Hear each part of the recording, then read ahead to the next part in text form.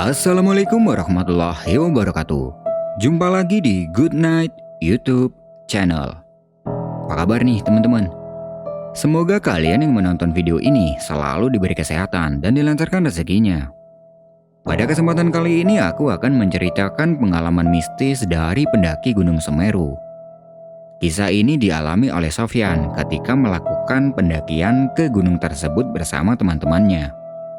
Di pendakiannya itu, Sofyan ini tanpa sengaja bertemu dan diikuti oleh Khorin pendaki yang sudah meninggal. Khorin itu sempat cerita ke Sofyan kenapa dia bisa sampai meninggal di gunung ini. Dan kisahnya itu cukup menyedihkan dan semoga Khorin pendaki itu bisa tenang di sana. Untuk cerita lebih lengkapnya silakan simak video ini sampai selesai. Good night.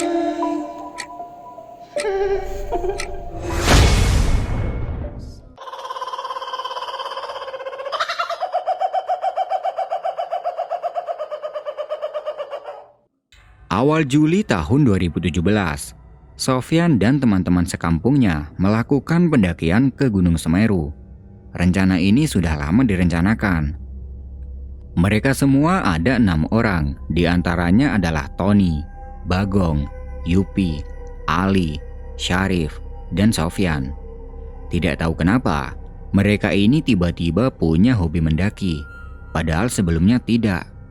Awalnya itu hanya si Tony yang suka mendaki, dan Tony iseng-iseng mengajak mereka ke Gunung Panderman yang terletak di daerah Batu Malang. Nah, dari situlah kok enak, ke Panderman lagi kok enak, dan begitu seterusnya. Orang naik gunung emang nagihin, tapi ada juga yang baru pertama naik gunung langsung kapok. Nah, semua perbekalan sudah siap dan mereka langsung berkendara menuju ke tempat tujuan. Sesampai di sana, yang mengurus semuanya adalah Tony, sedangkan yang lain hanya menunggu di warung sambil ngopi. Tidak berselang lama, Tony selesai mengurus perizinan dan katanya habis ini akan dilakukan briefing oleh petugas TNBTS. Sebelum berangkat, mereka ngopi-ngopi dulu di dekat parkiran motor, bercanda tawa dan segala macam. Setelah itu, mereka menuju ke base camp untuk briefing. Petugas memberikan beberapa informasi terkait medan dan jalurnya, dan pendakiannya ini hanya disarankan sampai di Kalimati saja. Sebenarnya kalau mau ke puncak tidak apa-apa, tapi resiko ditanggung sendiri. Setelah briefing itu, mereka membagi perlengkapan dan segala macam. Setelah itu pendakian dimulai sekitar jam 1 siang. Di awal-awal perjalanan tidak ada kendala apapun. Jalur masih terbilang cukup landai, hanya ada beberapa tanjakan. Mereka berjalan sambil seringkali bercanda dan membahas tentang pendakian ini. Enaknya mau sampai di puncak apa sampai di Kalimati saja. Kata Tony, ya lihat keadaan dulu saja. Kalau kondisi memungkinkan ya sikat sampai ke puncak, tapi kalau tidak ya sampai di Kalimati saja. Tony sendiri belum tahu medan menuju ke puncak. Meskipun sudah pernah ke sini, tapi dia hanya sampai di Kalimati saja. Singkat cerita, sampailah mereka di pos 3. Mereka berhenti dulu untuk istirahat. Cemilan dikeluarkan dari tasnya Sofyan untuk dimakan. Setelah itu perjalanan kembali dilanjutkan. Jalur setelah pos 3 ini cukup menanjak, tapi hanya beberapa meter saja. Setelah itu banyak bonusnya. Singkat cerita, sampailah mereka di Ranukumbolo sekitar jam 4 sore. Di sini mereka memutuskan untuk bermalam dulu. 4 tenda didirikan di bibir danau berjarak sekitar 10 meter. Keempat tendanya berkapasitas 2 orang dan salah satunya digunakan untuk dapur. Sore itu, pemandangan di Ranukumbolo benar-benar keren. Malam harinya mereka main kartu di dekat tenda dapur. Jadi keempat tendanya ini berhadapan dan di atasnya dipasangin flyset. Semakin malam, suhu terasa semakin dingin dan mereka memutuskan untuk masuk ke dalam tenda. Tenda 1 ditempati oleh Tony dan Bagong. Tenda 2 ditempati oleh Yupi dan Ali. Sedangkan tenda 3 ditempati Syarif dan Sofyan. Sampai di sini, masih belum ada kejadian horor. Semuanya masih berjalan seperti pendakian pada umumnya.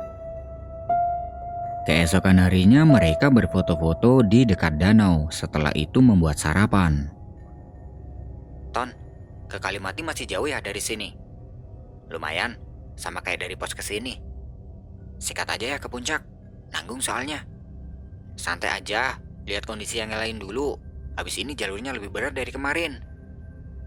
Sofyan sudah sangat berambisi ingin ke puncak. Ya, mumpung dia berada di sini. Dia sudah sangat yakin kalau dia bakalan kuat. Sekitar jam 9 pagi, mereka berkemas dan melanjutkan perjalanan. Perjalanan mereka masih have fun dan tidak ada kendala apapun hingga sampai di Cemoro Kandang. Di sini, mereka istirahat sebentar hanya untuk sekedar minum. Setelah itu perjalanan dilanjutkan lagi.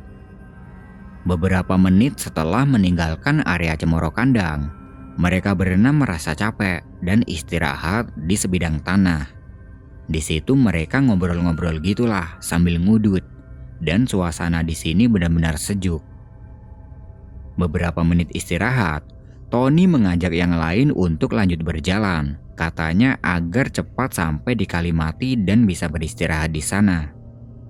Yang lain bergegas berdiri, dan saat itu Sofyan masih PW dengan istirahatnya. Di sisi lain, rokok yang dihisapnya ini juga belum habis. "Bentar lah, masih PW banget nih," kata Sofyan. Ali sudah sangat bersemangat untuk lanjut jalan. Dia minta pada Sofyan agar ngudut sambil jalan. Tapi Sofyannya tidak mau. Yaudah, kalian duluan aja. Aku ngabisin rokok dulu di sini. Aku sama Sofyan dah. Mau ngisep sebatang lagi. Oh yaudah, kita jalan pelan-pelan ya. Ntar susulin. Oke lah, Tony dan yang lain lanjut jalan duluan. Tinggal Sofyan dan Syarif. Di situ mereka berdua masih ngudut sambil ngobrol-ngobrol.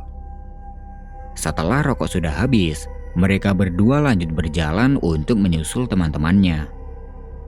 Nah, disinilah awal mulanya Sofyan merasakan kehadiran sosok pendaki itu. Syarif berjalan di depan dan Sofyan di belakang.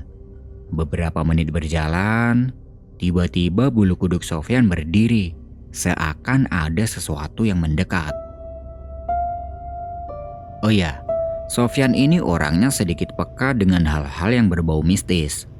Terkadang dia bisa merasakan kehadiran makhluk yang gak kasat mata. Sambil berjalan itu Sofyan memperhatikan sekelilingnya. Dan tiba-tiba terdengar ada suara nafas yang mengendus di belakangnya.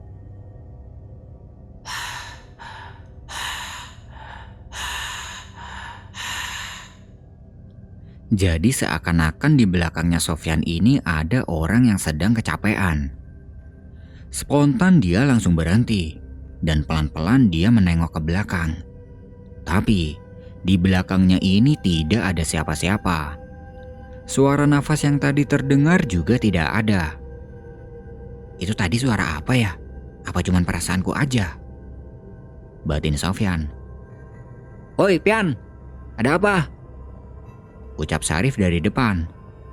Enggak, capek berhenti sebentar," jawab Sofyan. Mereka lanjut berjalan lagi, dan beberapa meter kemudian terdengar lagi suara yang sama. Jadi seakan-akan di belakangnya Sofyan ini ada orang yang ikut berjalan. Tapi dilihat ke belakang, tidak ada siapa-siapa. Sambil berjalan Sofyan ngomong dalam batin, "Kalau mau ikut silahkan, tapi tolong jangan ganggu aku dan teman-temanku." Suara nafas masih terus terasa ada di belakangnya. Dan tidak lama kemudian, jauh di depan terlihat ada beberapa orang yang sedang duduk di pinggir jalur. Dan salah satunya melambaikan tangan ke arah mereka berdua. Mereka adalah teman-temannya yang sudah jalan duluan tadi. Syarif dan Sofyan jalan menuju ke teman-temannya itu. Dan tiba-tiba si Ali nyeletuk. "Loh, perasaan tadi kalian sama cewek?" Tek. Sofyan langsung ingat apa yang dia rasakan barusan. Hah? Mana ada cewek? Orang dari tadi kita cuman berdua. Loh, masa sih? Perasaan tadi kalian bertiga loh. Di belakang kalian ada pendaki cewek. Jangan ngada-ngada di hutan ini. Sofyan hanya diam saja sambil dia mencoba merasakan kehadiran sosok cewek yang dimaksud Ali. Tapi saat itu dia tidak bisa merasakan apa-apa. Di tempat itu mereka istirahat sebentar, kemudian lanjut berjalan lagi bareng-bareng. Dan kali ini Sofyan sudah tidak merasakan apa-apa lagi. Singkat cerita, sampailah mereka di Kalimati sekitar jam 3 sore. Cukup lama juga perjalanan dari Ranukumbolo tadi, karena mereka ini sering banget berhenti. Mahameru sudah terlihat jelas dari sini, hanya saja sedikit tertutup kabut. Sore itu, di Kalimati terlihat cukup ramai oleh pendaki lain. 4 tenda mereka dirikan tidak jauh dari bangunan shelter. Setelah itu, mereka mengambil beberapa gambar dengan background Gunung Semeru yang berdiri gagah. Sore itu mereka berkumpul di depan tenda dapur untuk masak-masak. Jadi posisi tenda mereka tidak seperti di Ranukumbolo kemarin. Tenda untuk dapur letaknya agak jauh dari tenda tidur. Sambil masak-masak, mereka membahas rencana selanjutnya. Apa pendakian ini dilanjutkan sampai ke puncak atau hanya sekedar sampai di Kalimati saja? Karena saat itu kondisi mereka semua masih fit, mereka sepakat untuk lanjut menuju puncak Mahameru. Di sisi lain nanggung juga kan kalau tidak sampai di puncak. Sudah terlanjur sampai di sini. Tony yang juga belum pernah ke puncak, dia mencari info ke pendaki lain tentang summit attack ke puncak Mahameru. Dia dan Ali mendatangi satu rombongan pendaki yang sedang ngopi di depan tenda. Dan beberapa informasi sudah didapat. Mereka kembali ke tendanya dan memberitahukan ke yang lain kalau nanti perjalanan summit akan dimulai jam 12 malam bareng dengan pendaki lain. Sempat heran juga si Sofyan. Jam 12 malam? Emang sejauh itu kah? Puncak kan udah kelihatan deket banget dari sini. Batinnya, memang kalau dilihat dekat, tapi kalau dijalani itu sangat jauh. Disitulah fisik dan mental benar-benar diuji. Itu yang mereka rasakan ketika perjalanan summit nanti. Sore itu menjelang maghrib, suhu di Kalimati semakin lama semakin dingin. Dan tiba-tiba, Sofyan merasakan kehadiran makhluk lain di sekitarnya. Dia memperhatikan keadaan sekitar. Dan sekilas, terlihat ada pendaki cewek yang mengintip di sudut bangunan shelter. Begitu dilihat, pendaki itu langsung pergi. Siapa itu? Apa mungkin itu yang dimaksud Ali tadi? Batinnya, Sofyan sudah mengira kalau pendaki tadi itu bukan manusia. Karena sudah pergi, sama Sofyan dibiarkan saja dan dia lanjut ngobrol-ngobrol dengan temannya. Tidak berselang lama, sosok itu kembali muncul di tempat yang sama. Dan begitu dilihat dianya langsung pergi lagi. Jadi seakan-akan pendaki itu ingin menunjukkan kalau dia ini ada dan ingin berkomunikasi dengan Sofyan. Malam harinya, beberapa dari mereka hanya berdiam di dalam tenda karena kedinginan. Dan yang masih nongkrong di depan tenda dapur hanya Sofyan dan Ali. Sofyan tanya ke Ali. Li, kamu yakin tadi ngelihat aku dan Sarif sama pendaki cewek? Oh, pas jalan tadi. Iya, tapi nggak tahu juga sih. Mungkin akunya yang salah lihat. Ciri-cirinya kayak gimana? Nggak terlalu jelas sih, soalnya jauh. Pokoknya dia pakai baju hitam dan pakai topi bulat.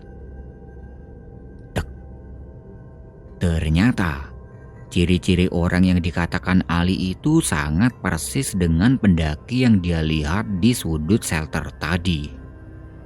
Kenapa tanya gitu? Tanya Ali. Enggak, penasaran aja. Soalnya tadi emang ada pendaki cewek pas aku istirahat sama Sarif. Tapi dia nggak ikut jalan. Alasan si Sofyan. Kepala Sofyan penuh dengan tanda tanya tentang siapa pendaki itu.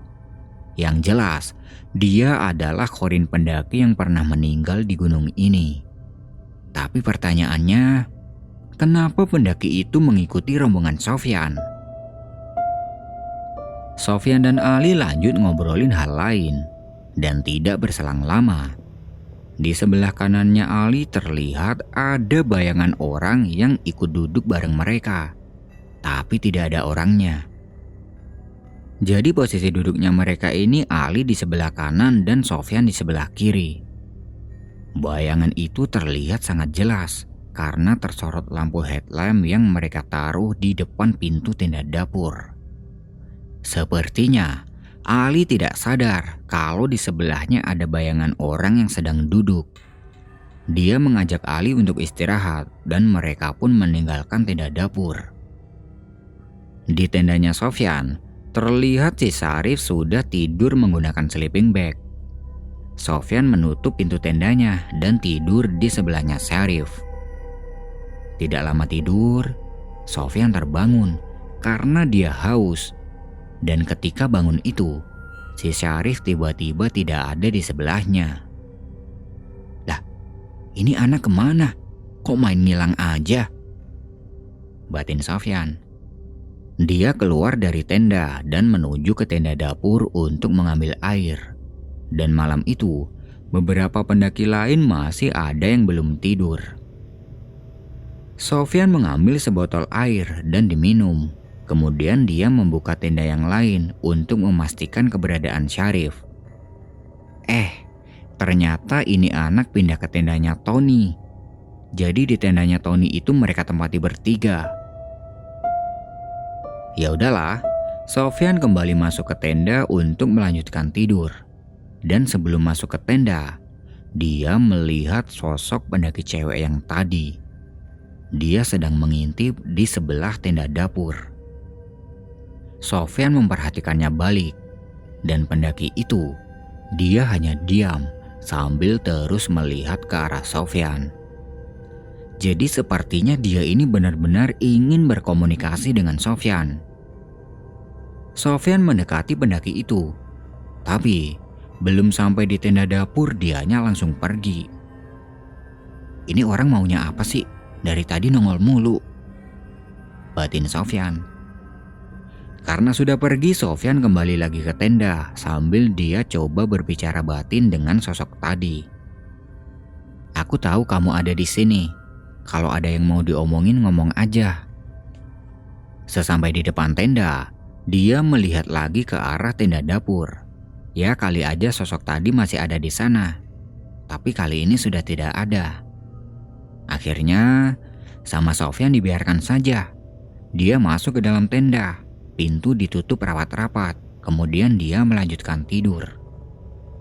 Nah, ketika sedang enak-enaknya tidur, Sofyan merasa ada sesuatu yang nempel di lengannya.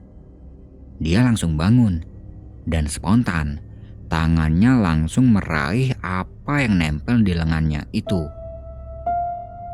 Ketika dipegang, ternyata itu adalah tangan sosok pendaki cewek yang tadi.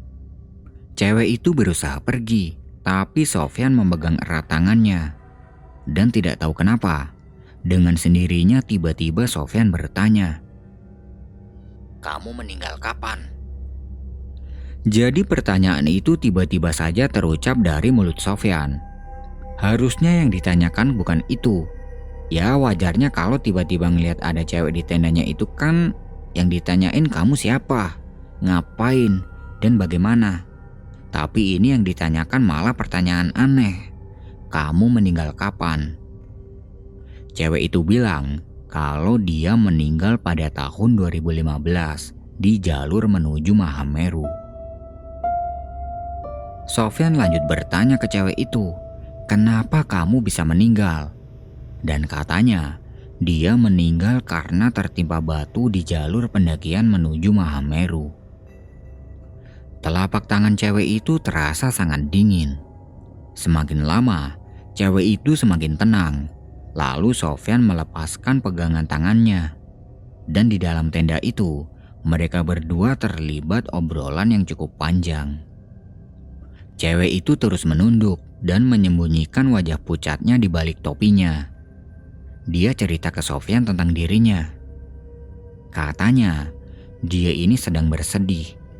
Dia kangen dengan teman-temannya. Setiap hari, dia berjalan dari Kalimati ke Ranukumbolo untuk mencari keberadaan teman-temannya, tapi tidak ketemu. Awalnya dia mengira kalau rombongannya Sofyan ini adalah teman-temannya, tapi ternyata bukan. Dia bisa menampakkan dirinya karena dia tahu kalau Sofyan bisa merasakan kehadirannya. Yang terakhir, Sofyan tanya siapa nama cewek itu. Dan katanya namanya adalah Dania. Sambil bercerita itu, Dania menitihkan air mata. Mbak Dania yang tenang ya. Teman-teman Mbak pasti selalu doain Mbak. Dan suatu saat pasti mereka akan datang ke Mahameru untuk mengenang Mbak Dania. Terlihat, Dania yang tadinya murung sekarang sudah tidak. Tapi dia masih menyembunyikan wajahnya di balik topinya. Sofyan memejamkan mata dan menyebut roh Dania, dilanjut membaca beberapa surat pendek. Setelah selesai, dia membuka mata dan Khorin Dania sudah pergi. Dia membenarkan sleeping bag-nya dan melanjutkan tidur sambil membayangkan kejadian yang menimpa Dania. Ya, meskipun dia tidak kenal sama sekali. Pian bangun Pian, udah jam 12 malam. Ayo prepare ke puncak. Terdengar suara Syarif membangunkan. Rasanya belum nyenyak dia tidur. Tapi malam ini dia masih ada perjalanan menuju ke puncak Mahameru. Semua perbekalan sudah siap dan mereka duduk melingkar untuk berdoa. Semoga perjalanan menuju ke Mahameru ini bisa berjalan dengan lancar tanpa ada satupun dari mereka yang mengalami hal yang tidak diinginkan. Perjalanan menuju ke puncak pun dimulai.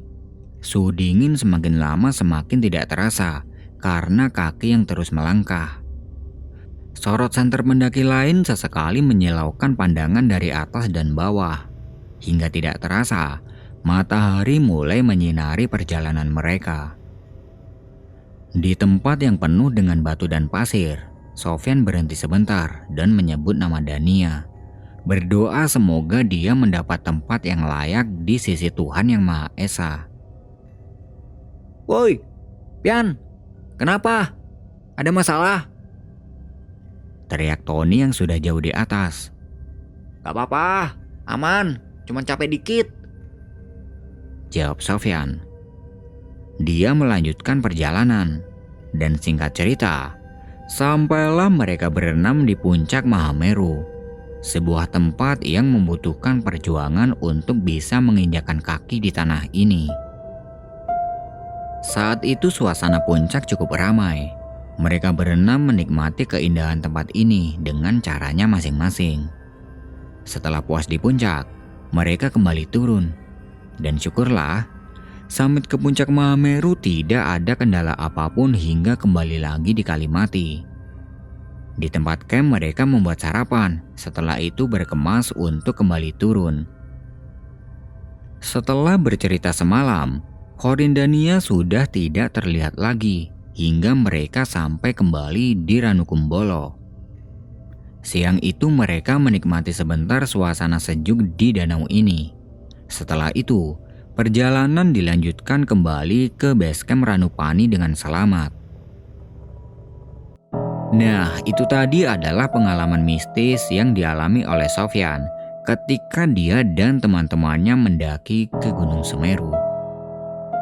Terima kasih buat teman-teman yang sudah nonton video ini sampai selesai. Aku pamit undur diri dulu ya. Good night and see you next time.